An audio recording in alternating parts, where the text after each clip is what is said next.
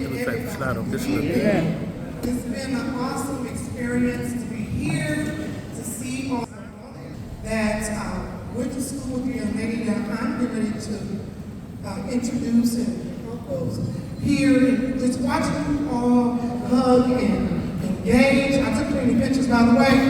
And so it's awesome to be a part of this experience. And I'm going to move along because I don't want y'all to clap me down.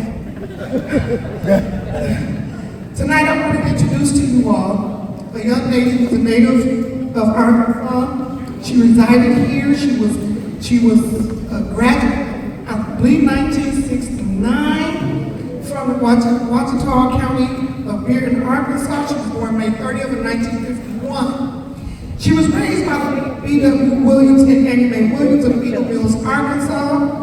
And then so she ended up having, she's the youngest of all her siblings, but she had 3 daughters. And I'm the middle one.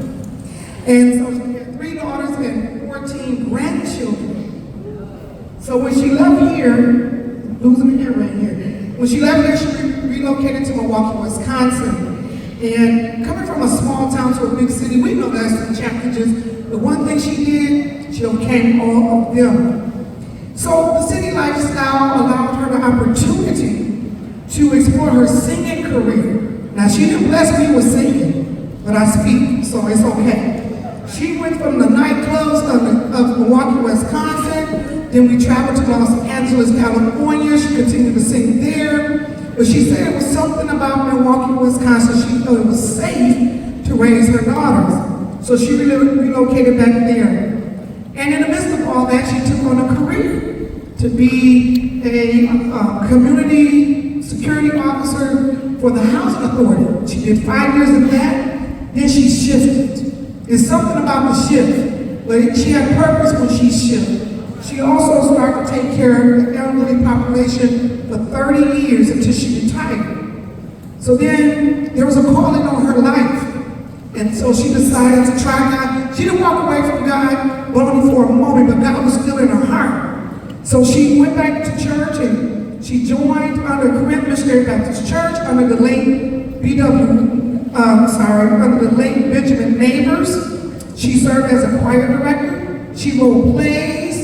She sang in the choir. She was a Sunday school teacher. And when I tell you she made us learn the word, that's what she did. And then she moved on and she recorded a 45 album that I still have. One familiar song on that album was I Am a Poor Pilgrim. Then she went on to join and follow the late Benjamin L. Neighbors to the Great Faith Missionary Baptist Church. She served 35 years under his leadership. And she also was part of the Unity Baptist District of Wisconsin under the moderator of the late Donnie Sims. She was real active. And so growing up watching my mom being active made me active also. And so now, moving on to current, she have joined under the leadership of Apostle Wesley and Alicia Carter in Milwaukee, Wisconsin, at the New Restoration Christian Center where she served on the Mother's Board, and she still sings in that choir. And so something happened in her life in 2018. Her body was hit with Guillain-Barré. In case you all don't know what that disease is, it's a disease that attacked the muscular and nervous system. She became paralyzed from her head to her feet. I had to bathe her. I had to feed her. I just had to take care of my mom and still go to work. But one thing I knew, I said, God, if we move her from this place, I know she's in your hands. So we went from the hospital bed to the rehab center to her home. And when she got home, between her and God, she began to gain activities of her will.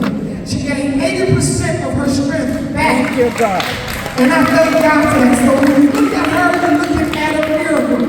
And so tonight I want to introduce no other than my mother, Susie Furlow, and Susie Pass, as she is